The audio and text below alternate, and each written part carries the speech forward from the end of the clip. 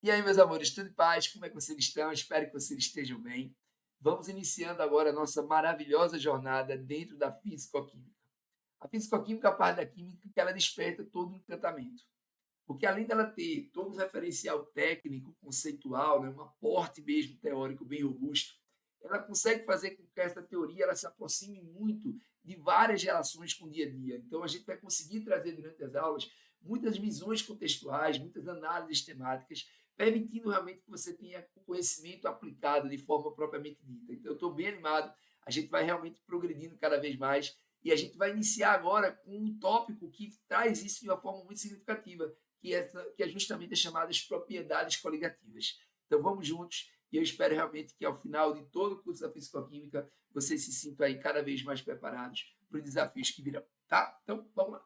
Eu começo a aula trazendo uma reflexão, na verdade, um questionamento. Se eu chegasse para vocês e eu perguntasse, meus amores, as substâncias puras, elas apresentam composição química constante e propriedades físicas bem definidas? Você diria, sim, Aaron, com certeza. A gente sabe que a definição de substância pura está associada justamente a isso que você disse. É um material que apresenta uma composição química constante e propriedades físicas bem definidas. Por exemplo, quando a gente analisa uma amostra de água líquida, a gente sabe que na amostra de água líquida, água pura, água destilada, você tem moléculas que são quimicamente iguais. Todas elas ali apresentam a mesma construção molecular, né? Que é um átomo de oxigênio e dois átomos de hidrogênio. Então, a substância pura, ela vai ter durante toda a expansão ali da sua amostra, né? Durante toda a extensão da sua amostra, a condição de ter moléculas que são quimicamente iguais. E, além disso, ela vai apresentar propriedades físicas bem definidas. Se eu chego para vocês, amores, eu pergunto, qual é o ponto de ebulição da água a nível do mar? Vocês me respondem 100 graus. Qual é o ponto de congelamento da água a nível do mar? Vocês me respondem 0 graus. Porque você sabe que cada substância ela vai ter características peculiares da sua organização, ao ponto que essas propriedades físicas são ditas bem definidas. Se eu chego para vocês e digo, mas espera aí, o ponto de ebulição do etanol é o mesmo da água? Você diz, não. Eu talvez não seja obrigado a saber qual é o ponto de ebulição do etanol, mas eu sei que o etanol vai ter características físicas peculiares da sua estrutura dentro da composição química que ele possui. Então, por isso que eu começo de uma maneira bem objetiva trazendo isso. As substâncias puras, e aqui eu estou referenciando os solventes, né, possuem propriedades físicas ali simplesmente definidas? Sim, a gente sabe que sim. E aí eu coloquei aqui a acetona, coloquei o etanol, coloquei a água, para que vocês pudessem fazer esse estado comparativo. Só que agora eu trago mais um questionamento. Vamos imaginar que eu pego um recipiente contendo água, por exemplo, e eu vou adicionar nessa água sal, de modo que esse sal ele venha se dissolver na água, tudo bem? Então eu quero imaginar, no contexto experimental, que eu estou adicionando um soluto, que no caso é o NaCl, que é o sal, e um solvente, que no caso o exemplo que eu estou usando é água. Então a pergunta que eu quero agora colocar para vocês é a seguinte: vocês acham que a adição desse soluto não volátil, o que é um soluto não volátil? Um soluto que não escapa, que permanece dissolvido, tá? A adição desse soluto não volátil na água é capaz de alterar as propriedades físicas da água? Você acha que a adição de um soluto é capaz de fazer com que haja mudança nas propriedades físicas ali de um solvente? No exemplo que eu utilizei é o sal em relação à água. Essa foi a pergunta que eu trouxe aqui para vocês. Será que realmente a adição de soluto é capaz de fazer com que as propriedades físicas ali daquele solvente sejam alteradas? Pois bem, essa capacidade que a adição de um soluto tem em relação ao solvente de alterar as propriedades físicas do solvente são os que nós chamamos de propriedades coligativas. Os chamados efeitos coligativos ou propriedades coligativas, na verdade, estudam a mudança das propriedades físicas de um solvente pela adição de um soluto. Então, Heron, a pergunta que você acabou de fazer, você está dizendo que sim, que o soluto interfere nas propriedades físicas do solvente, não é isso? Exatamente. Agora, claro que a gente vai ter que construir o porquê disso. Mas eu já estou aqui trazendo para você de maneira muito antecipada, de uma maneira muito direcionada, a ideia de que as características físicas do solvente elas irão mudar mediante claramente a adição de soluto. Então veja que eu coloquei logo um ponto para a gente refletir, mesmo que eu ainda não vá amadurecer de uma maneira tão técnica, mas eu acho que já te dá uma luz, né, um esclarecimento sobre o que eu estou falando aqui em relação à mudança das propriedades. Observe que você tem aqui a água pura, que é o solvente puro, e essa água ela está ali simplesmente escapando, ela está evaporando. Então você está percebendo que você tem aqui moléculas líquidas que estão virando vapor. Aí eu proponho que eu adicione soluto, por exemplo, o NaCl. Vejam que eu estou representando o NaCl com essa dimensão aqui maior, tá vendo? O que acontece? A partir do momento que você coloca NaCl, você passa a ter aqui duas condições interessantes. O NaCl ele se distribui uniformemente na água, ou seja, o sal de cozinha se distribui uniformemente na água. E ele vai criar uma espécie de barreira, um efeito barreira. Por quê? Porque ele vai se distribuir uniformemente, inclusive na superfície. Então, se ele começa a se localizar na superfície, a água agora ela passa a ter uma barreira a ser transposta. Ou seja, é preciso que você entenda que o sal ele vai começar a exercer um bloqueio em relação à saída da água. E se aquele sal exerce um bloqueio em relação à saída da água, a água vai precisar de mais energia para escapar. E isso faz com que, por exemplo, o ponto de ebulição da água se torne maior.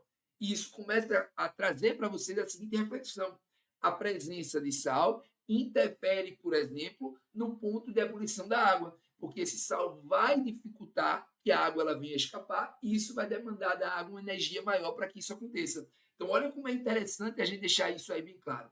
Outro ponto interessante também é que quando você pega, por exemplo, o NaCl, onde você tem ali Na e Cl- se dissociando na água, lembra que o cátion do sal, que é o Na+, vai atrair o oxigênio negativo da água.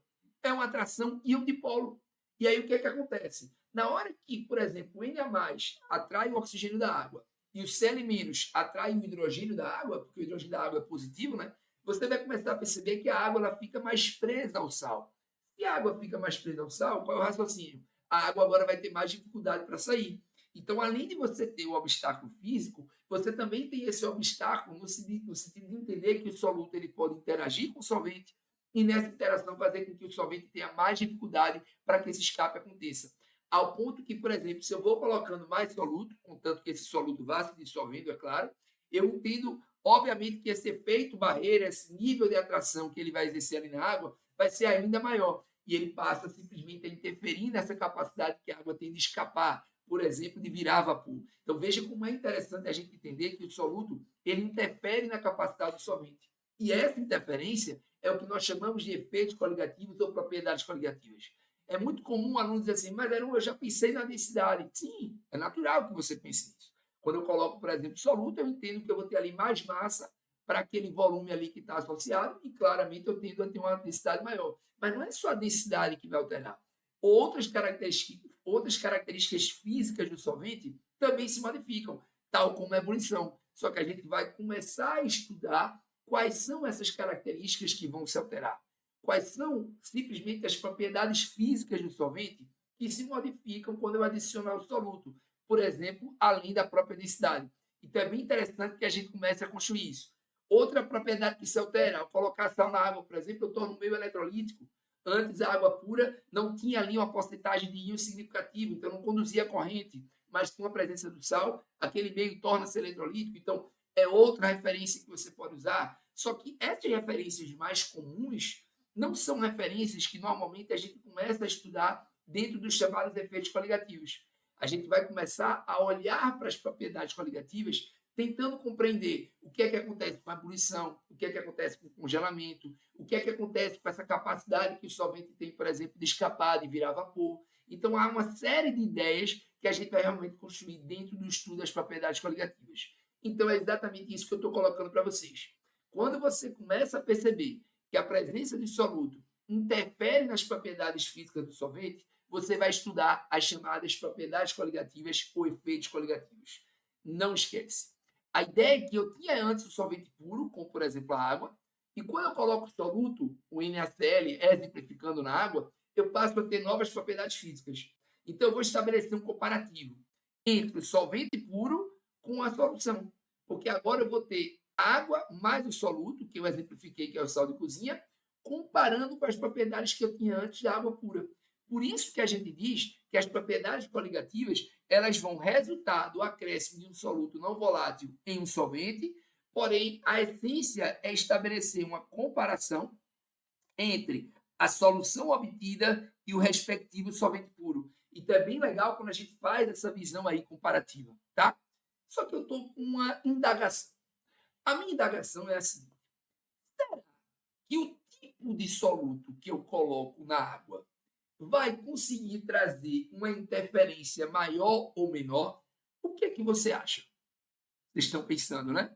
É provável que você esteja pensando assim: se eu, por exemplo, colocar glicose na água, eu vou ter ali uma interferência que a glicose vai descer, mas se em vez de colocar glicose eu coloco, por exemplo, sacarose, eu entendo que, como é uma substância diferente, você vai ter ali outro tipo de interferência e, consequentemente, o efeito coligativo não vai ser o mesmo. Foi esse o seu pensamento? Foi? Pois bem, não está certo. Vamos pensar direitinho? Vamos lá. Eu quero que vocês agora olhem com calma esse exemplo aqui. Eu estou tendo aqui a água, por exemplo, e eu estou colocando soluto. Então, eu estou aqui ampliando essa visão da amostra, porque eu estou começando a compreender que soluto se dispersa dentro desse solvente, dentro de ali de partículas tão pequenas que não são nem visíveis a olho nu, nem com a microscopia, né? Gerando ali uma condição de mistura homogênea. E eu vou colocar um primeiro experimento. E no primeiro experimento, em 1 litro de água, se vocês estão observando aqui, eu estou colocando 0,2 mols de sacarose. Tudo bem? A sacarose, que é o C12H22O11, quando eu coloco 0,2 mol de sacarose, eu vou converter para massa. Sacarose é 342 gramas por mol. Claro, não estou pedindo que você decore isso, só estou aqui falando. E ao colocar 0,2 mol de sacarose, você tem aqui essa massa correspondente. Então, é como se eu estivesse colocando 68,4 gramas de sacarose em 1 litro de água, e isso está gerando ali 0,2 mols, tá? Agora, no segundo experimento, eu entendo que eu vou colocar agora não a sacarose, sim a glicose. E eu coloco a mesma quantidade de mols de glicose. Só que, claro, eu estou pegando a mesma quantidade de mols, mas não necessariamente a mesma massa. Até porque as espécies têm massas molares diferentes. A glicose é C6H12O6 e a massa molar dela é 180 gramas por mol. Então, quando eu coloco 0,2 mols, eu vou obter, na verdade, uma massa que é diferente do equivalente a 0,2 mol de sacarose, que dá aqui, 36 gramas. Tudo bem? Tudo bem, Luzinho. De tal forma que a gente começa a ter uma compreensão bem clara. Será que ao adicionarmos 0,2 mols de sacarose em 1 litro de água e ao adicionarmos 0,2 mols de glicose em 1 litro de água, o efeito que eu irei provocar na água vai ser diferente ou vai ser o mesmo? A gente vai estudar que um dos efeitos que, por exemplo, o soluto exerce na água é a mudança do ponto de congelamento. Quando a gente coloca, por exemplo, o soluto, entenda que o soluto ele vai se distribuir no solvente e ele vai ali se posicionar entre moléculas do solvente. Então, quando o solvente ele tenta se aproximar para que haja ali uma coesão, para que ele possa congelar, por exemplo, né, diante de um resfriamento, o soluto ele começa a ter ali um obstáculo. Então, você está começando a compreender que o soluto ele dificulta a aproximação do solvente e dificulta o seu congelamento. Além do que, existem ali solutos que vão ter uma interação com a água, por exemplo, por ligação de hidrogênio ou por relação íon-dipolo, e que, ao segurarem a água para si, vão impedir que a água ela venha nuclear, vão impedir que a água ela venha se juntar. E isso dificulta o congelamento. Por isso que a gente diz que, ao colocar soluto, eu vou precisar de temperaturas mais baixas para que o congelamento aconteça. E isso é um efeito coligativo que a gente vai estudar. Mas eu quero que vocês olhem experimentalmente o que eu obtive. Ao colocar 0,2 mol de sacarose em 1 litro de água, o ponto de congelamento que passou a ser obtido foi esse aqui, menos 0,372. Era zero, né? 0 grau, analisando a água ali pura a nível do mar, e aí a gente conseguiu ter esse abaixamento aí do ponto de congelamento. Quando eu coloquei 0,2 mol de glicose, experimentalmente, eu obtive esse valor aqui no congelamento. Peraí, Rodrigo, você está obtendo o mesmo ponto de congelamento. Então, quer dizer que 0,2 mol de sacarose está produzindo na água o mesmo efeito que 0,2 mol de glicose? É, exatamente. Porque os efeitos coligativos, eles não dependem do tipo de soluto que a gente acrescenta. Depende unicamente da quantidade de partículas que estão no meio.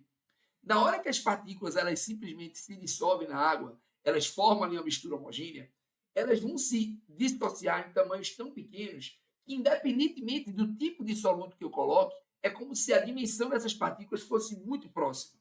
Por isso mesmo, o que eu quero que você entenda? Que o que importa não vai ser o tipo de soluto que eu vou colocar.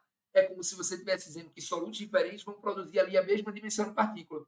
E o que vai interferir não vai ser o tipo de partícula, e sim a quantidade.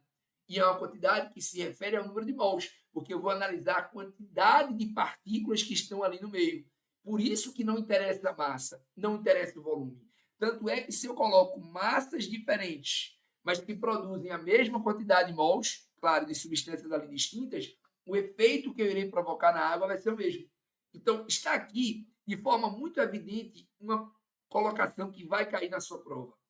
O que provoca mudanças é efetivamente a quantidade de partículas de soluto, ou seja, o número de mols. Você pode até colocar massas diferentes, mas se o número de mols que você adicionar for o mesmo, o efeito que você vai provocar no solvente vai ser o mesmo. Tudo bem? Então, não interessa a natureza do soluto, interessa a quantidade de partículas que você coloca de soluto ali no solvente, e essa quantidade de partículas refere-se ao número de mols. Certo? Vamos colocar mais um exemplo para vocês observarem? Vamos lá, Erozinho. Observe que eu estou colocando aqui 18 gramas de glicose. Se a glicose ela é 180 gramas por mol, ao colocar 18 gramas de glicose, eu vou estar colocando um décimo do mol, né? Um mol é 180, 18 gramas vai ter 0,1 mol. Está aqui. Ao colocarmos 34,2 gramas de sacarose, se a sacarose é 342 gramas por mol, eu vou estar também colocando um décimo do mol, né? 342 gramas está para mol, 34,2 vai estar para x mols. Ou seja, você está colocando a mesma quantidade de mols.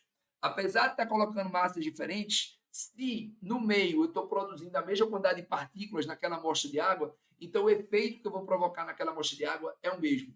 Então eu vou produzir o mesmo efeito coligativo. Eu vou interferir nas propriedades físicas com a mesma intensidade. Daí você começa a entender todo o contexto que se vincula a esse fator, né, que é tão decisivo na interferência das propriedades do solvente. Só que eu tenho uma dúvida, e aí é interessante a gente começar a olhar também por outro lado. Vamos lá, preste bem atenção no que eu vou dizer aqui. Se eu chego na prova e digo assim, olha, eu vou simplesmente pegar 1 mol de glicose e vou colocar em água. Certo? Ao pegarmos 1 mol de glicose e colocar em água, a glicose ela não sofre dissociação iônica. Significa dizer que ao colocar 1 mol de glicose em água, que equivale, né, a 6 vezes 10^23 ali, simplesmente moléculas, eu simplesmente vou continuar obtendo mol.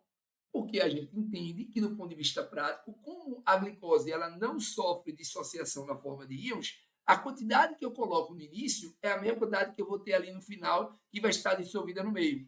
Por isso mesmo, em soluções moleculares, a quantidade de moléculas dissolvidas vai ser a mesma quantidade de moléculas que eu adicionei.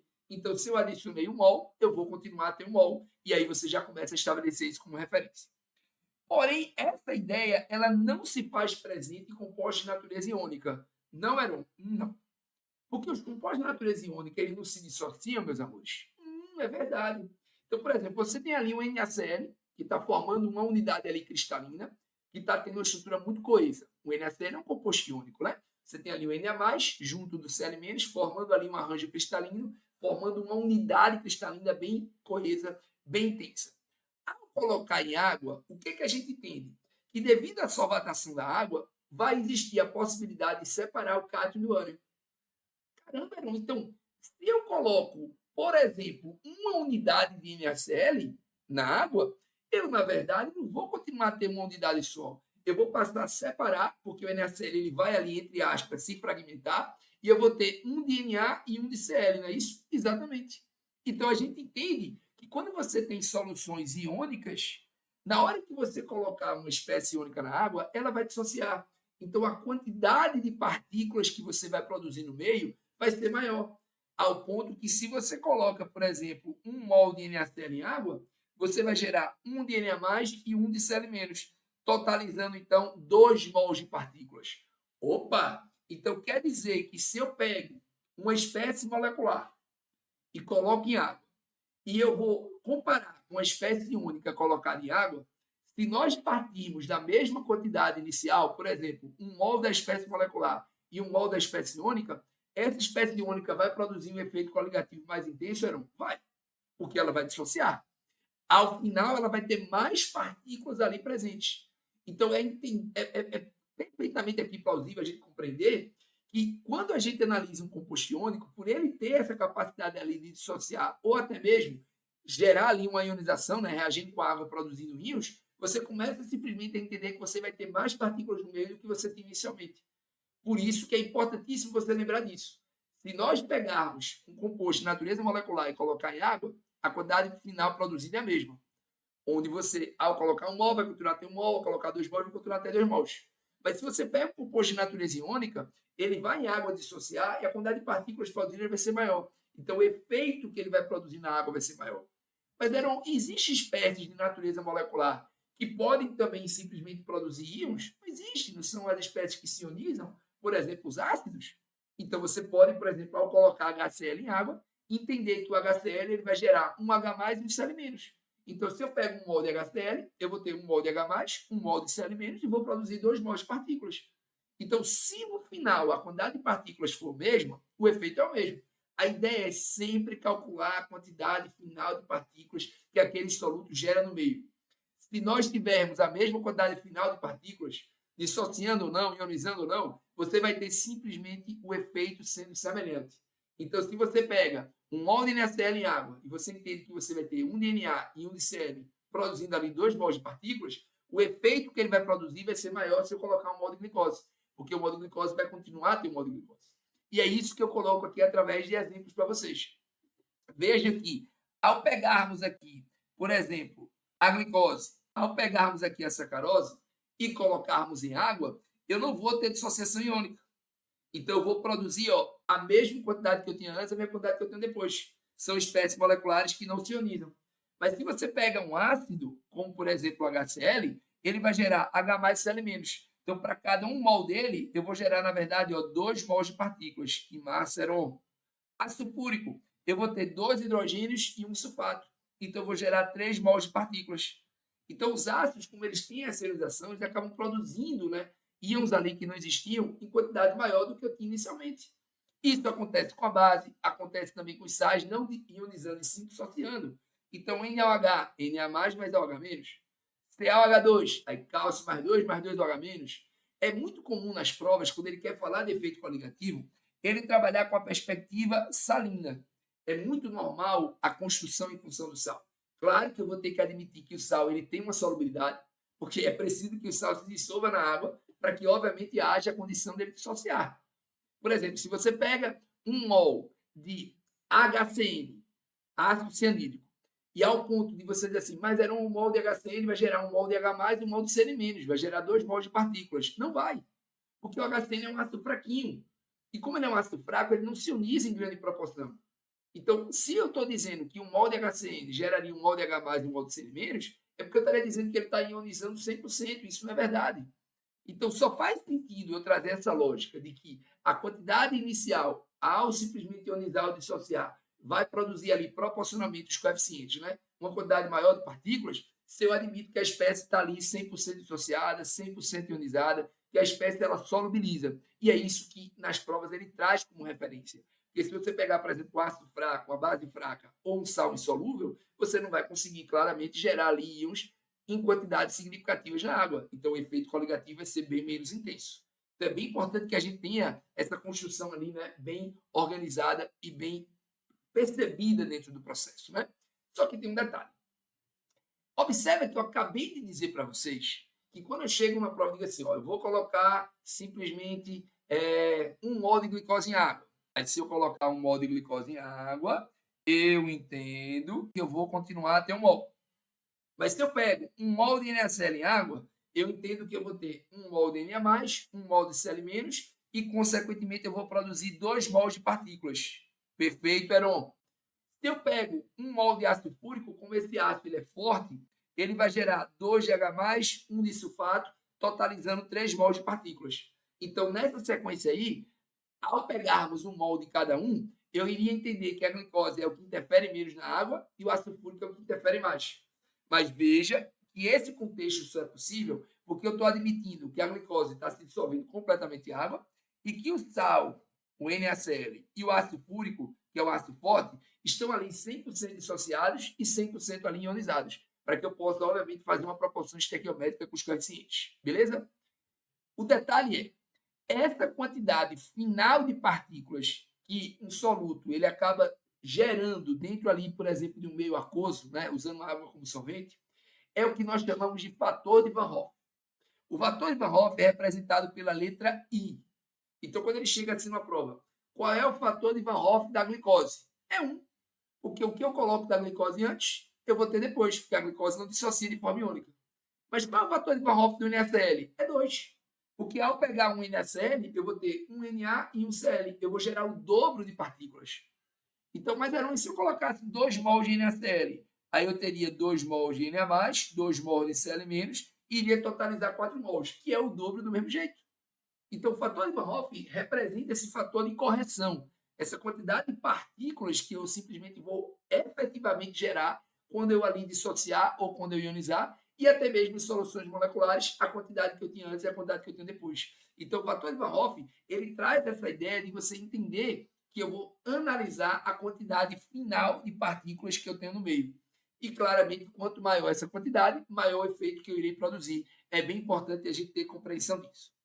Só que eu acho que vocês devem estar se perguntando aí, mas e se o grau de dissociação ou o grau de ionização for menor do que 5%?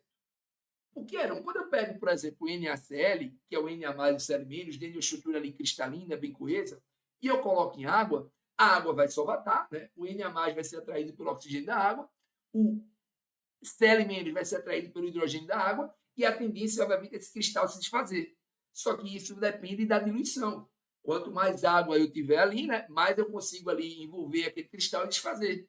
Mas se o grau de diluição não for tão grande, entende-se que o sal não vai conseguir dissociar de uma forma tão efetiva. Então, é possível que na prova o grau de dissociação seja menor do que 100%. E ele tem que deixar isso claro. Ele tem que dizer. Ele tem que dizer, admita o NaCl 90% dissociado. Quando ele não disser nada, é 100%, que é o que acontece em praticamente 100% das questões. Porém, se por acaso, dentro de uma prova ali mais específica, ele atribuir uma dissociação menor do que 100%, você vai ter que ter um pouco de cuidado. Por quê? Vamos lá. Vamos imaginar que eu quero que você diga quantas partículas vão ser geradas ao colocarmos 1 mol de NaCl em água que tenha 90% de dissociação. Então, pensa comigo, tá, minha gente? Pensa comigo. Vamos articular aqui nosso pensamento. Se nós temos aqui um NaCl e a gente entende que o NaCl ele gera Na e Cl-, ao pegarmos 1 mol de NaCl, eu vou ter 1 mol de Na e 1 mol de Cl-, não é não? Então, ao pegarmos 1 mol, eu entendo que eu vou conseguir ter um fator de Van Hoff igual a 2, e eu claramente admitir que esse grau aqui é de 100%. Então, sabendo que esse grau é de 100%, esse 1 mol de NaCl vai gerar um de Na e um de Cl-, gerando ali um total de 2 mols de partículas. Tudo bem? Massa, a gente sabe disso. Mas vamos agora imaginar que o grau de dissociação seja de 90%, que é o que eu estou sugerindo. Significa dizer, pessoal, que desse 1 mol só vai dissociar 0,9. É verdade, Aaron. Então, desse 1 mol, se só dissocia 0,9, eu entendo que a gente tem um detalhe. Porque, ó, se de 1 mol 0,9 sofre dissociação, esses 0,9 vão gerar íons. De tal maneira que eu vou ter, ó, 1 para 1 para 1. Se aqui é 0,9, aqui vai ser 0,9, aqui vai ser 0,9. E, consequentemente, o total aqui de partículas produzidas em relação aos íons, né, que eu vou obter aí é 1,8. Mas para mim isso era bem plausível, era só fazer, por exemplo, 90% de 2, porque se 100% era 2, 90%, que é o que ele está considerando, seria 1,8. E não é isso, não era? Não. Porque entende que se é 90%, desse 1 mol, 90% dissocia. Mas 10% não vai dissociar. Então, vai existir aqui uma quantidade de moléculas que não vão se desfazer. E essas moléculas permanecem na água. Elas exercem um efeito coligativo. Elas só não vão dissociar. Então, desse 1 mol, se 90% dissocia e 10% não dissocia, é porque, obviamente, eu vou ter aqui 0,1 mol, que é 10% de 1, que não vai dissociar. Consequentemente, esse 0,1 mol, Heron, vai estar na água e ele exerce um efeito, né? Isso. E ele tem que contabilizar eles. Então, a ideia é que, além desses 1,8, que são esses íons que eu obtive, eu tenho que considerar as moléculas que não foram dissociadas, que é a diferença entre o que eu tinha menos o que dissociou. Então, no caso aqui, ó, eu tenho 0,1. Caramba, não? Então, o total aqui de partículas que eu vou gerar vai ser, na verdade, 1,9, vai ser 1,8 dos íons que eu vou simplesmente conseguir aí liberar, mais o 0,1 das moléculas que não foram ionizadas ou não foram ali dissociadas. Por isso que a gente tem que considerar não só os íons originários, como as moléculas não ionizadas. É bem difícil isso cair numa prova, sim, a nível avaliativo, sim. É importante pensar que ele costuma trabalhar com a ideia de 100%, e se fosse 100%, você diria que o I é 2. Mas no caso aqui, quando eu considero 90%, eu entendo que de um mol vai dissociar 0,9, aí 0,9 vai produzir 0,9 de Na, 0,9 de Cl, menos, né? Vai dar ali 1,8, e mais a diferença, que é 1 menos 0,9, que dá 0,1, de moléculas não ionizadas, ao ponto que esse fator de Van Hoff aqui vai ser 1,9, que é o 1,8 mais o 0,1. Sacou? Então veja como é interessante. Existe uma fórmula que você usa para calcular isso. Eu, particularmente, acho interessante quando a gente faz a dedução, né, de todo o processo, porque você começa a compreender o fator em si. Mas você pode utilizar essa expressão aqui, ó. I é igual a 1 mais alfa Q menos 1. Erozinho, quem é alfa? Alfa é o grau que ele está admitindo. Q é o número de íons que ele consegue gerar dentro da condição da sua dissociação. Então, vamos lá. I é igual a 1 mais alfa aqui. Se é 90%, o alfa é 0,9. Quem é Q? Q aqui é 2. Porque ele não gera Na e Cl, né? Eu tenho aí dois íons, concordam? Então, esse Q aqui é 2. Aí fica 2 menos 1. Aí 2 menos 1, 1. Vezes 0,9, 0,9. 1 mais 1 dá 1,9. E você chega à mesma resposta. Eu, particularmente, acho que quando você faz, se cair essa questão, né? Quando você faz a dedução, fica muito mais plausível. Vamos fazer o seguinte? Vamos trazer outro exemplo para vocês visualizarem? Vamos lá, vamos trazer outro exemplo. Quantas partículas finais, né? Qual é o fator de Van Hoff que existe quando eu pego um mol de ácido sulfúrico com ionização de 80%? Então, eu faria assim. Ácido sulfúrico, ele vai ionizar gerando 2H+, e 1 sulfato. Tudo bem? Se nós pegarmos um mol desse cara, eu vou ter aqui 2 mols de H+, e eu vou ter 1 mol de sulfato. Esse fator de Van Hoff aqui seria 3, que são 3 mols ali de partículas, né? Caso eu estivesse admitindo 100%.